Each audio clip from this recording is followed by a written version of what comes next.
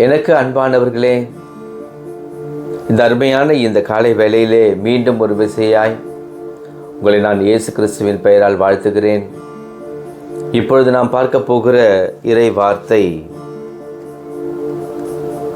புனித யோவான் எழுதிய நற்செய்தியிலிருந்து வாசகம், அதிகாரம் 19, இறை வார்த்தை 28.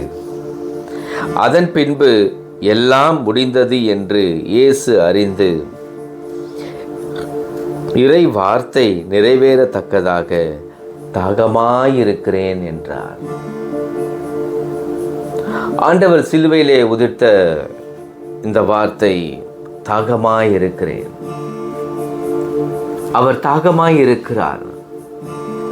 அவர் தாகமாயிருக்கிறேன் என்று சொன்ன உடனே அவர்கள் ஆண்டவருக்கு நான் வறண்டு விட்டது என்று நினைத்து அவருக்கு அந்த காடியை கொண்டு வர, அது காடியினாலே காடியை கொடுக்க அவர்கள் முயற்சி செய்கிறார்கள்.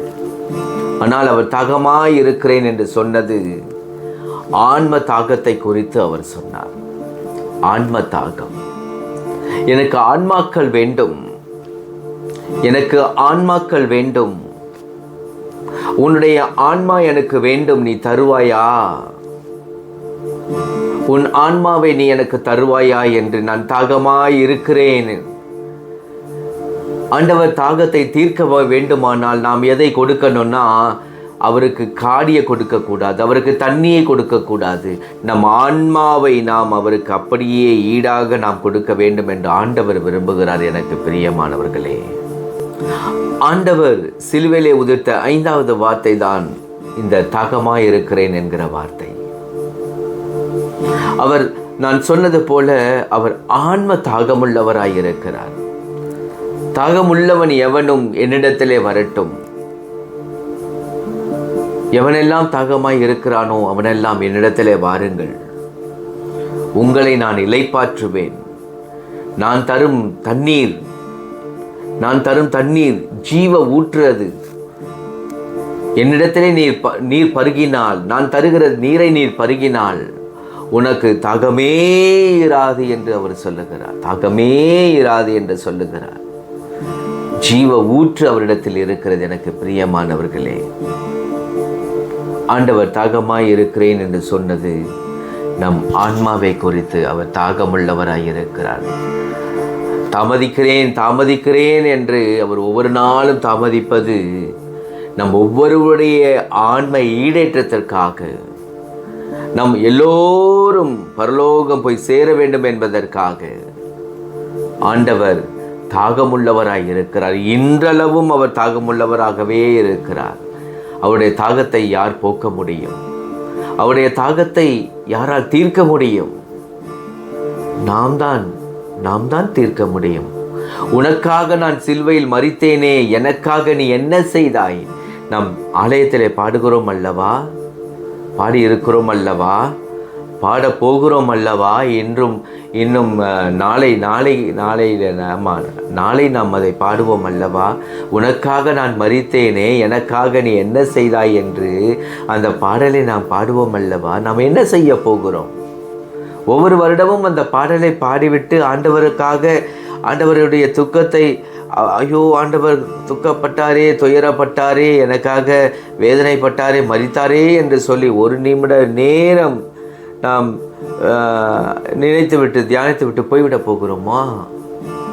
இல்லை. எனக்கு பிரியமானவர்களே, இந்த தவ காலம் வழக்கம் போல் வருகிற ஒரு தவ காலம் அல்ல. இது நம்மை மாற்றுகிற காலம். இது நம் வாழ்க்கையிலே ஒரு மெட்ட நோயாவை கட்டளையிடுகிற தவக்காலம். இது மெட்ட நோயா என்று சொன்னால் என்ன அப்படின்னு கேட்டிங்கன்னா, அப்படி யூட்டர்ன் போடுறது தான் மெட்ட நோயான்னு சொல்லுவாங்க. நம் வாழ்க்கை அப்படியே யூட்டர்ன் ஆகணும், அப்படியே மாறணும், தலைக்கீழாக மாறணும். எப்படி மாறணும்? தலைக்கீழாகனா இருக்கிறத விட இன்னும் வஸ்டாவா? இல்லை. நம்முடைய பாவ வாழ்க்கையை கலைந்து, பாவ மனிதனை விட்டு, பாவ சரீரத்தை விட்டு நாம் தேவனுடைய சரீரமாக, தேவன் விரும்புகிற பாத்திரமாக, தேவன் கேட்கிற அந்த ஆன்மாவை நாம் அவருக்கு அந்த ஆன்ம தாகத்தை தீர்க்கிற மக்களாக நாம் மாற வேண்டும்.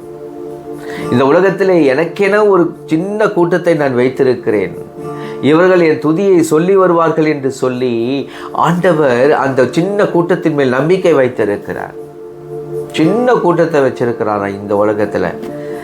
800 கோடிக்கு மேலே இருக்கிற இந்த மக்கள் கூட்டத்தில் ஆண்டவர் சொல்லுகிறார், ஒரு சின்ன கூட்டத்தை எனக்கென நான் வைத்திருக்கிறேன், இவர்கள் என்னை போற்றுவார்கள், என்னை துதிப்பார்கள், என்னை ஆராதிப்பார்கள், என்னை மகிமைப்படுத்துவார்கள், இவர்கள் என் வேதத்தை ஆராய்வார்கள் என்று சொல்லுகிறார். அந்த சின்ன கூட்டத்தில் நாம் இருக்கிறோமா? யோசித்து பாருங்கள். ஆண்டவர் அதை எதிர்பார்க்கிறார். எல்லா வளங்களையும் எல்லா நலன்களையும் ஆண்டவர் நமக்கு கொடுப்பது நாம் இப்படி சுகமாய் வாழ்ந்து கொண்டே இருப்பதற்காய் அல்ல.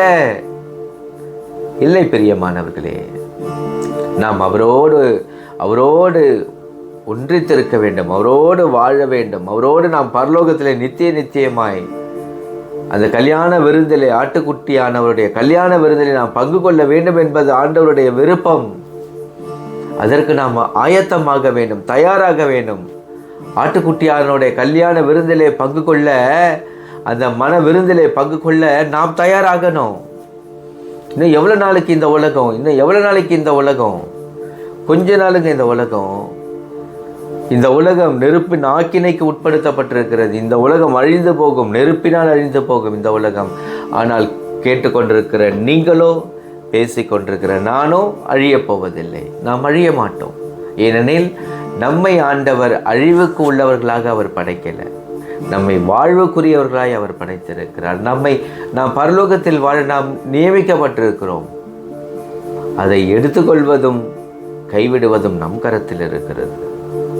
ஆகவே எனக்கு பிரியமானவர்களே, ஆண்டவர் தாகமாயிருக்கிறேன் என்ற அந்த ஆண்டவருடைய தாகத்தை தீர்க்கிற மக்களாக நாம் மாறுவோம்.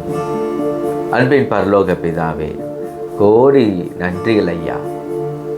இந்த காலை வேளையில் அப்பா, நீ சிலுவையில் உதிர்த்த இந்த 5வது வார்த்தை நாங்கள் தியானிக்கிறோம். ஆண்டவரே, தாகமாய் இருக்கிறீரா? ஆண்டவரே, நான் தரேன். ஆண்டவரே, என் ஆன்மாவை தரேன். உங்கள் ஆன்ம தாகத்துக்கு என் ஆன்மாவை நான் தருகிறேன். ஆண்டவரே, அப்படியே நான் தருகிறேன். இருக்கிற வண்ணமாய் அப்படியே நான் தருகிறேன்.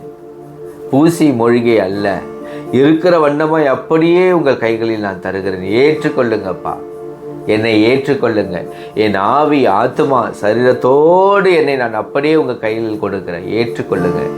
ஒருபோது உங்கள் கையிலேருந்து என்னை இறக்கிடாதீங்க ஏசப்பா. நான் எப்பொழுதும் உங்கள் கருத்துக்குள்ளேயே இருக்கணும், உங்கள் கருத்திலேயே அடங்கி இருக்கணும், உங்கள் திரு சமூகத்திலேயே இருக்கணும், மந்தையிலே இருக்கிற ஒரு ஆடாக இருக்கணும். என்னை கைவிட்டுடாதீங்க ஆண்டவரே. எல்லாவற்றிலும் சுகபத்திரமாய் ஆண்டவரை உம்மோடு வாழ கிருபை தாரும். எங்கள் ஜெபங்களை எல்லாம் எங்கள் ஆண்டவராக இயேசுவின் பெயரால் நாங்கள் ஜெபிக்கிறோம், எங்கள் நல்ல பிதாவே. ஆமேன், ஆமேன், ஆமேன்.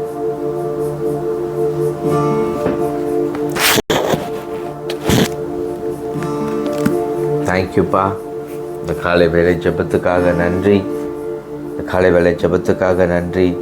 அப்பா, உங்கள் பிள்ளைகளோடு நீர் எதை பேசணும்னு விரும்பினீரோ அப்பா, அதை நீர் என்னை கொண்டு பேசிய தயவுக்காக, கிருபைக்காக உமக்கு நன்றி.